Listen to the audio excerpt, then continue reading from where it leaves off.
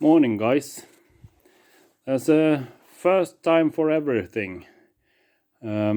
Yesterday, something happened that I didn't expect. Just to give you an overview here of the motor compartment, I have my stock breather here, stock rubber tubing, and this is my homemade air mixing valve. Mixing T here, throttle body,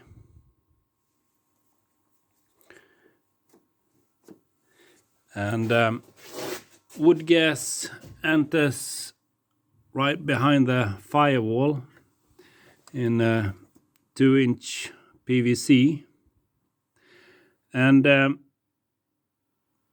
as we were out driving yesterday, I had an intake puff. It backfired. Nothing strange about that. It's I haven't had many puffs lately, but every now and then there's a puff, and usually when I'm running a little bit lean. But this one was different. Not very loud, but right after the puff, the rail vacuum gauge starting to behave a little bit irregular. It fluctuated some, and the motor still ran, and I continued driving for maybe half a mile or so before I stopped at a small forestry road, and I opened the hood and found this.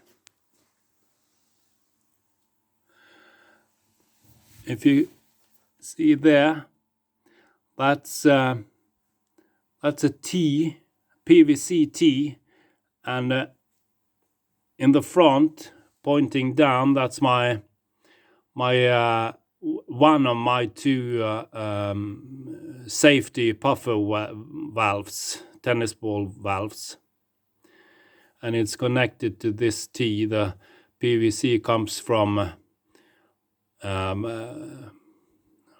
the rear of the vehicle, slingshot down, and then gas goes up there.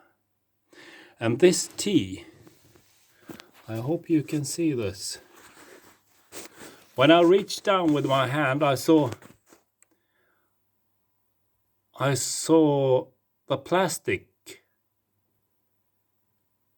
had melted, and even to the point there's a small hole right there somewhere. And the only explanation I can come up with is that with that intake, that backfire, sparks must have traveled backwards all the way down the firewall inside the PVC and down there, lighting the soot. Soot down there close to the slingshot should be pretty moist, but apparently it wasn't, and it lit and melted the plastic.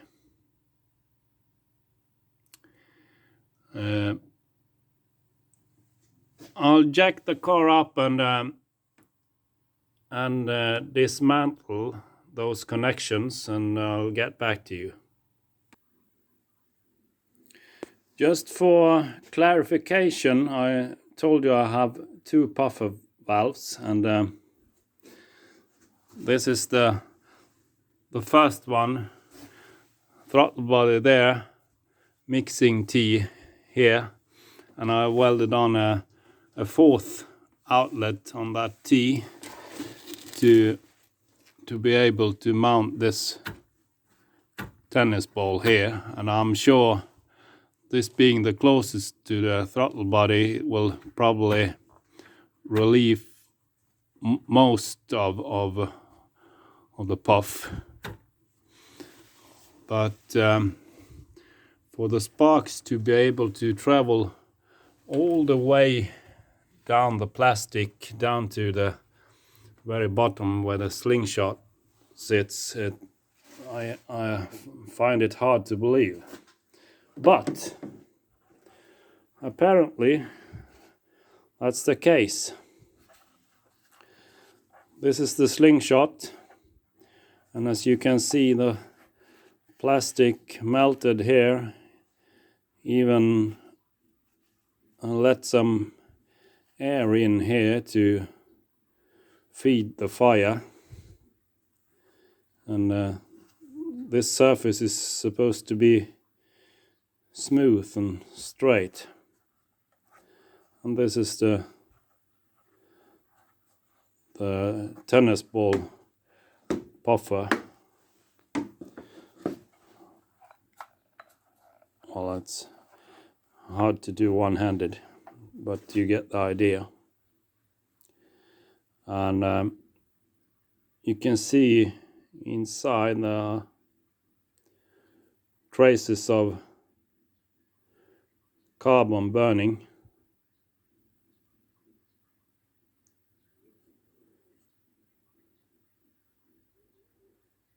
Yeah.